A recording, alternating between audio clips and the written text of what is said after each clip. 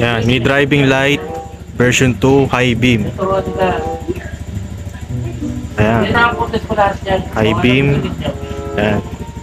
Medyo maliwanag. Low beam. Happy David. Happy David na lang, sir.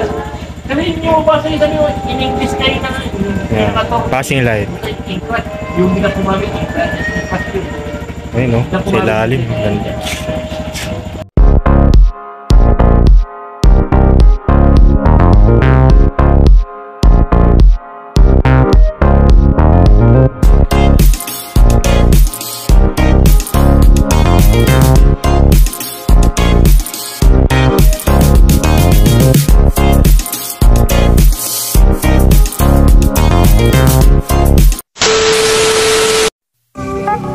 Yo, good PM guys. Nag-install po tayo ngayon ng air scoop with mini driving light version 2 sa aking Honda Beat Fi. So ito po siya. Yan, ito po yung aking kinabit na air scoop. Nabili ko lang po yung air scoop sa online, no. Second hand ko lang po yan nabili. Nabili ko ng 500. So tingnan, hindi siya ganun ka-perfect, no. Yan, medyo may uwang pa siya dito ng konti. Yan, may labas pa. Hindi pa siya yung talagang fit na fit. Sagad na yan dito mga kamakina. Yan sa nguso ng headlight. No, may space pa siya dito. Pero okay na muna to sa ngayon. At saka na lang tayo magpapalit ulit, no? Pagka kailangan na. So hindi pa naman kailangan na palitan natin itong ating air scoop. Yan, okay na muna yung ganyan, no? Pinwesto ko lang siya dito sa ilalim, yung mini driving light ko. Dati siya nakapwesto dito sa tagiliran. Kaya kita nyo, may gas-gas na, no? Yan, dyan tumatama kasi yung MDL ko dyan. May bracket ako na ginagamit. Ayan, so gas-gas na kasi. Nilipat ko na siya dito sa ibaba. Tsaka ano rin kasi tumatama sa gate namin, no? Pagka po yung napasok sa gate namin, sumasayad yung MDL. Version 6 pala yung una kong gamit. So ngayon ito na lang, ano na lang to, version 2, mas maliit. Kasi pag version 6 yung nilagay ko, hindi kakasya, masyadong malaki.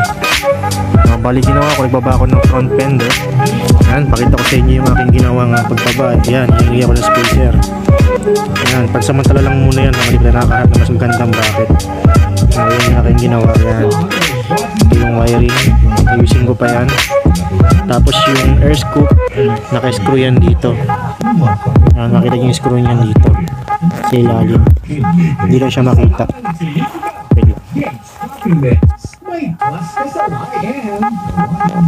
Dito banda naka-screw yan. Dito banda. Dito. Kaya yung screw na yan. Dito siya naka-screw. Yan. So, para may idea kayo kung paano kinakabit tong air scoop, no? Yan. Yung nga lang, hindi siya ganun talagang kasagad. Diba? Hindi pa siya ganun ka-perfect. Pero okay lang yan. Malaga medyo napapogi natin si Beat. Yan. So, yan yung air scoop. Ayan. Ito mga kamakina, kaya nakatanggal to. Ito yung lock ng MDL, no? Yan. So, hindi ko muna kasi tinanggal yung balas ng luma kong MDL. Yung muna yung ginamit ko. Hindi siya kasya. Kaya nakalaylay ng ganyan. No? Bali, wawiringan ko pa ulit yan, no? Nakabit ko yung panibagong balas niya. Then, sabay ko na sa video yung tutorial, no? So, pinakita ko lang muna itong aking air scoop. Para sa susunod, gagawin ng tutorial paano magkabit ng MDL. Okay, so abangan niyo po yung aking next video. Okay, papakita ko naman po sa inyo yung ilaw. Tapos mga kamakina, ganito ko pala inilagay yung MDL sa air scoop. Meron siyang screw dito. Yan, dito kasi yung kabitan ng MDL, sa bracket ng MDL mismo. Dito ko lang, bitasan ko na lang ng tagiliran para meron siyang pwedeng i-screw. Ganoon din sa kabila, no? So kung ko lang siya kinabit, no? Para pwede ko pa rin siyang matanggal. Iba kasi ginagawa, ginugulugan. So okay, ginawa ko na lang, inano ko na lang to, in-screw para pwede ko pa rin siyang matanggal, no? Kung sakaling magka-problema yung MDL ko, no? Pag pinalitan ko, i-screw ko na lang, tatanggalin ko na lang siya. So, mini driving light version 2 with air scoop. Ito po yung low beam. Yan. Yung low beam niya. Medyo saliwa pa siya, no? Ayusin natin ulit yun. Ayusin natin.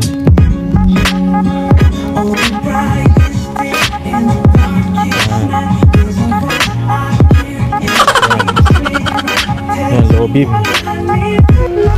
Ayan. Mamaya mag-night ride test tayo kung anong gano'ng kalakas yung MDL natin. So yan yung high beam. Ito naman ay low beam. Ito yung high beam. High beam. Yan. Yellow yung high beam. Yan. Gagawa na lang tayo ng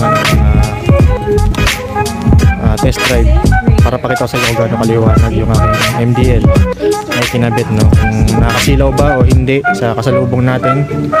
Okay, so mag-road test muna tayo. Papakita ko sa inyo yung aking mini driving light.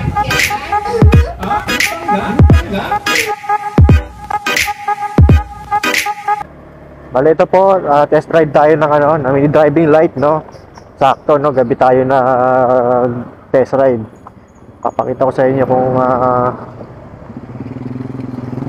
gaano kaliwanag itong version 2 ng mini driving light na aking ilagay, no? Galing ako sa version 6, no? Downgrade tayo sa version 2 dahil nga sabi ko kanina medyo malaki yung version 6 kung lalagay ko sa underneath ng headlight. Kaya nag-version 2 tayo, okay. So, dito pa rin tayo sa Antipolo. Usually ginagawa ko, nagbablog ako pag pauwi. So, sabayan natin tong pag-testing ng mini driving light, no? Yan, simulan natin sa low beam. Yan, white. Yan ang low beam natin, yung puti. So, tama-tama lang siya, no? Sa ganyang level, hindi tayo makakasiyo sa kasalubong natin. So, hindi matinggalangan na mag-settings ng mataas, no? Kasi masisilaw po yung ating mga kasalubong, magagalit sa atin, no? Dapat tayo, road friendly. No? Kahit tayo naman silawan tayo ng headlight sa harapan natin ng mataas, di ba nakakasar din, nakakabulag. Kaya tamang settings lang tayo. Yan, ito yung low beam. Yan, hindi na po yung nakakasilaw. Yan, tama lang.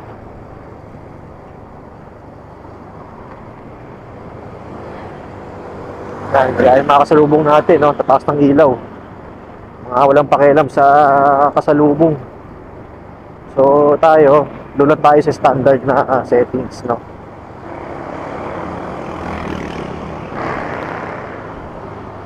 Yan. Forma na tignan, no? Hindi lang tayo sa forma. Dapat doon din tayo sa ayos. Nasa ayos din dapat yung pagkakabit natin. So, kagaya nito, yan, no? Tama-tama lang. Nakatutok lang siya sa may sahig lang talaga. So, guys, okay na to, no? Makita mo lang yung dadaanan mo, okay na. Hindi mo ito kailangan yung tagang sobrang, sabi nyo nga, sobrang taas talaga. Ito yung low beam, kulay puti. Din ito yung high beam. Yan. Tumaas lang ng konti. Hindi pa rin nakakasilaw sa lubong. Tama lang din, no? Na makita mo yung nasa paligid, yung nasa tabi mo. Goods na goods. Ganda to mga kamakina pagka umuulan. Yan, yung kaya foggy yung mga diadaanan nyo, tsaka yung gamitin yung headlight na high, yung kulay dilaw. Kasi pang all weather kasi yan eh. Pagkan sa loob. Loob din. Yan, tama lang. Diba? Maging responsable din po tayo sa pagkakabit ng mga accessories sa ating mga motor, no?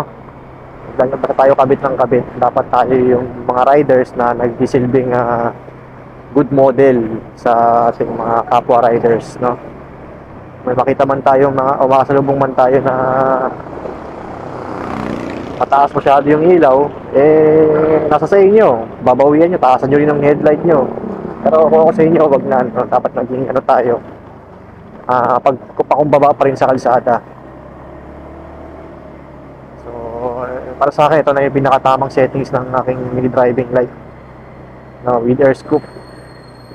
Actually mga kamakina, kinabit ko tong MDL ko sa ilalim ng headlight nung wala pa akong air scoop. Kaya lang, ang nangyari, sobrang taas. Hindi siya matututok sa baba kasi nakapix yung MDL.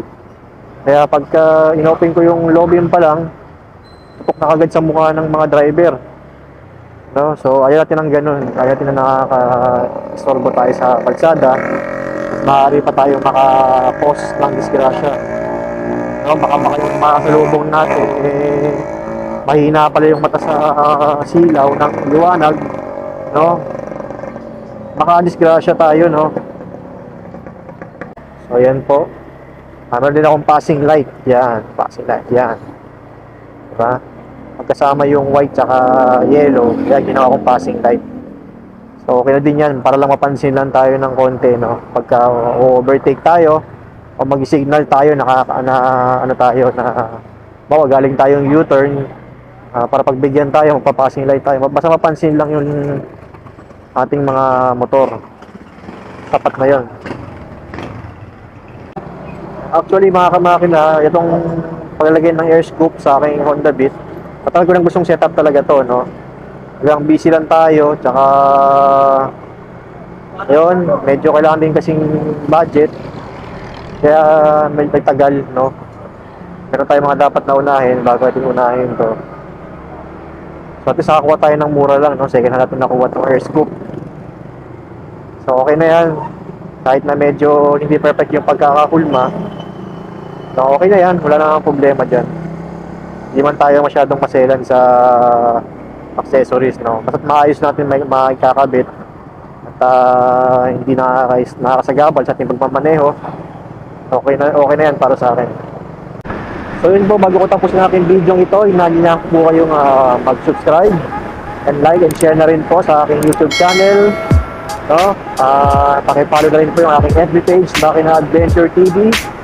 So kung nais nyo masubaybayan itong aking video, huwag nyo kalimutang i-hit yung notification bell para ma-update po kayo sa aking mga ginagawang video. So yun lamang po, ito lang po yung aking content sa araw na ito. Maraming salamat po sa panonood na muli. This is Makina Adventure. Ride safe sa inyo and God bless. Alright.